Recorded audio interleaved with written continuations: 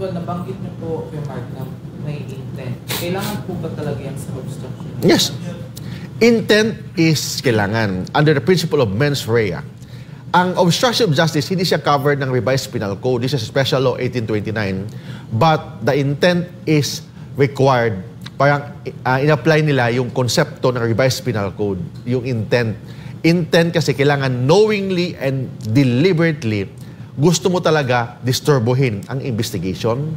Gusto mo talaga maiba ang resulta ng investigation. That's why so, nag-submit ka ng peking dokumento, nag-submit ka ng kasinungalingan ng mga dokumento. Yun ang tinatawag na obstruction of justice. From the word obstruction of justice, ang ibig sabihin doon, alam mo na may investigation, alam mo na may prosecution, tapos ginulo mo ang prosecution, ginulo mo ang investigation kasi nag-submit ka ng kasinungalingang mga dokumento, nag-submit, tinago mo ang mga ebidensya para maiba ang resulta ng investigation.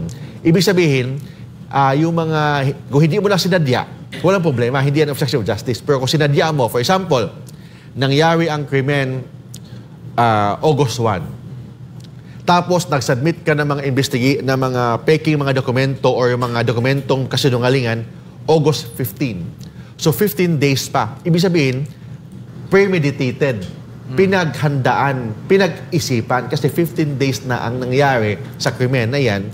Tapos nag-submit ka pa rin ng mga dokumentong kasinungalingan.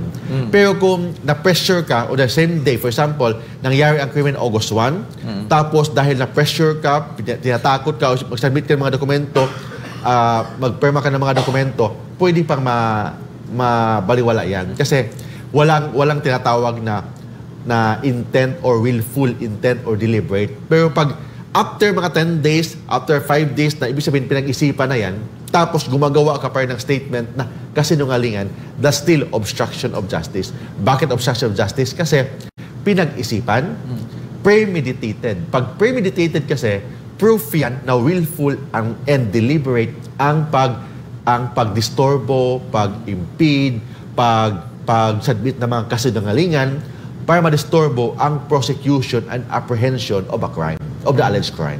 Ayan.